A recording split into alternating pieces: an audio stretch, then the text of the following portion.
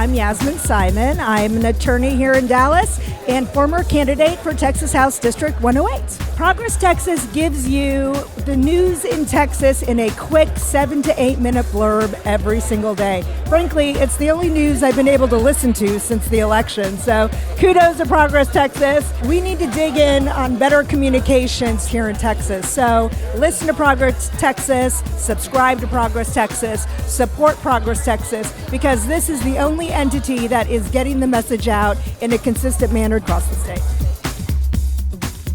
It's Friday, January 31st, 2025, and this is the Progress Texas Daily Dispatch. Rapid response on the breaking news stories Texas progressives need to know. I'm Chris Mosier.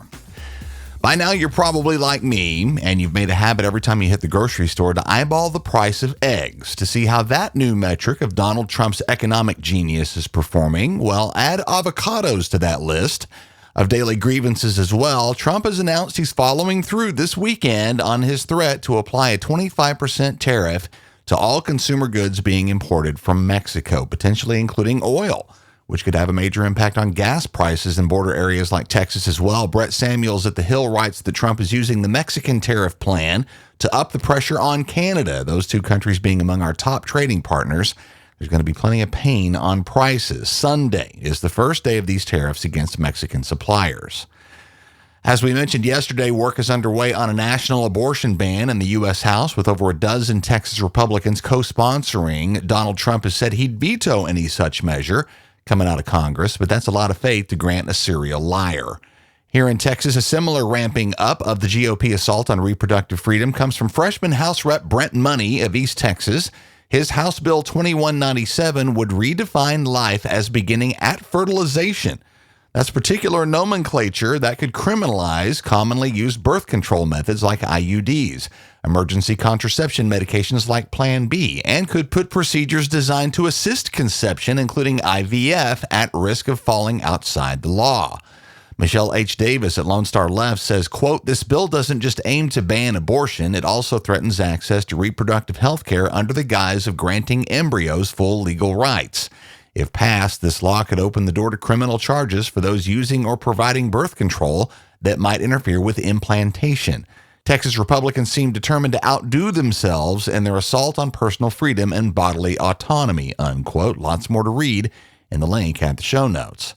As things already stand, we've seen a massive uptick in Texans forced to flee the state to secure abortion care. Taylor Goldenstein at the Houston Chronicle says data from Texas Health and Human Services indicates this includes at least 6 children under the age of 12 who, had they not sought care outside our borders, would have been forced to become mothers before they were teenagers by the Texas abortion bans that allow no exceptions for rape or incest. State Rep Mihaela Plessa of North Texas says, quote, "These are not just statistics. These are real stories about people who are having these traumatic experiences. It's happened right here in my district in Plano. This isn't happening just in low socioeconomic areas or certain districts. This is happening all over our state," unquote. This data, by the way, is not only certainly a massive undercount, as the majority of families forced into this terrible situation are unlikely to feel like talking about it later. It also only covers the first half of last year. Texas's abortion bans are causing incredible misery and hardship for Texas families, and Republicans are dead set on making things even worse. As we've mentioned, even as federal forces and agents roll into Texas to terrorize our Latino communities as part of Donald Trump's deportation dragnet, there appears no immediate plan to draw down our state's own military border efforts with Operation Lone Star. Governor Abbott has in fact been adding troops to these details, not sending them home, and preliminary state budgets, as alleged, include billions in continued funding for it. Hard to understand why, when the whole point behind this effort was the idea that the feds weren't cutting it. Plus, considering that border crossings are currently at a very low ebb. Gabriela Alcorta-Solorio at Texas Public Radio writes that while Texas has seen a big decrease in immigrant crossings since Operation Lone Star started in 2021, so have other border states without extravagant military expenditures. Professor Denise Gilman at UT Austin says what we're saying, quote, "Texas taxpayers are spending really incredible amounts of money on immigration enforcement.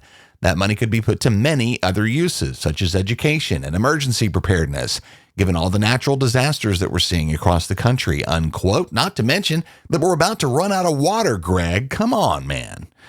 The Trump mass deportation effort has had the intended effect of undermining any feeling of security our Latino communities might enjoy. That includes at school and at church.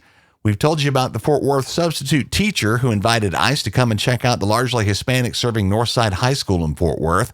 Faith Bugenhagen at the Houston Chronicle says a Conroe ISD parent is demanding answers after her daughter reported being asked about her citizenship status by a teacher in her Spanish class at Conroe's 9th grade campus earlier this week. Parent Susanna Amaya took to TikTok with a video in which she says, quote, "He looked my daughter dead in the face and asked her if she was here illegally." At this point, asking that question is a threat, because why would you need to know that? What difference does it make other than to make other people feel scared? It's ignorant, unquote, and that's true. While officials have said they're targeting criminals, you can bet they'll pursue any potential lead, and they've specifically paved the way for their agents to barge into schools and classrooms, not to mention places of worship.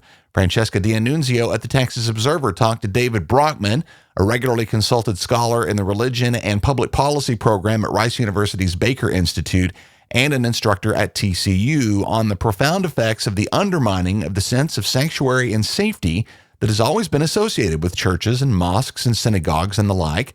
Brockman says, quote, "This policy signals a return to some of the cruel and shameful policies that we've seen in our history, like the forced expulsion and resettlement of Native Americans in the Trail of Tears, or the internment of Japanese Americans after Pearl Harbor. It's the same order of shamefulness. I know that many of the policy's defenders claim that the people they're arresting and deporting are violent criminals, but even their own statistics don't show that. For Christianity, I think that this policy means the end, at least for now, of any kind of separate sacred space, a kind of religious realm that's off limits to the government and enshrined by the First Amendment," unquote. Another very interesting read from the Texas Observer. See the show notes.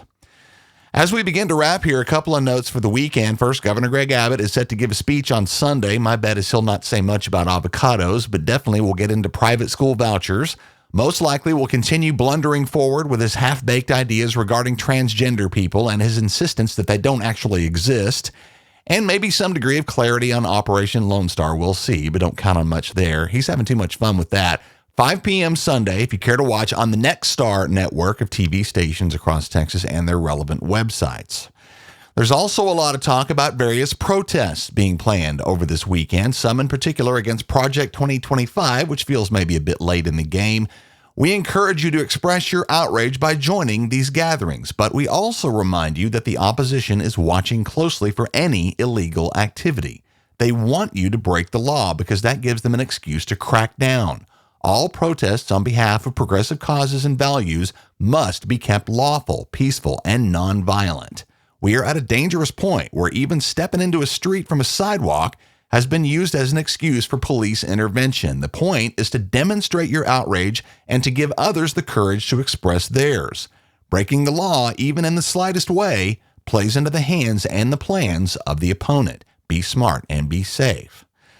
Real quick here, we have a brag to brag. The website listennotes.com measures podcast performance by ranking various pod products by global listenership. We were thrilled a couple of years back when Progress Texas broke into the top 10%.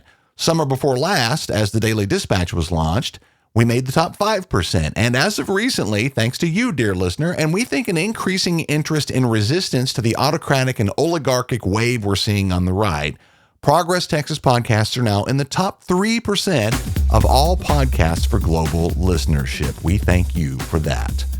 Our funding at Progress Texas is rarely sufficient for us to plan much more than a quarter or two ahead, but the conservative disinformation machine that we face has no such obstacle. They're funded by oil and tech billionaires and religious right-wing activist groups. Our regular everyday listeners form a key component of our funding here at Progress Texas. So if that's you, we could use your support as a monthly contributor, and no amount is too small. Go to progresstexas.org/donate. Thanks to Charles Zeller, Karen Coningham, and Robert King, all of whom are on the team. We appreciate all of y'all very much. While you're at our website, make sure and grab the merch to match your progressive values at our web store. Y'all means all, Revolution, and our most popular Humans Against Ted Cruz t-shirts, all union printed right here in Texas, and great Valentine's Day gift ideas as well, all at progresstexas.org.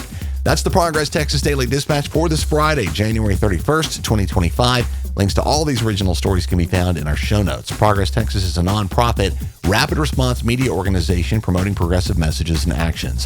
While campaigns come and go, we're the permanent home for progressive media and action in the Lone Star State. I'm Chris Mosier. Thanks so much for listening. Have a great weekend. We'll see you again on Monday.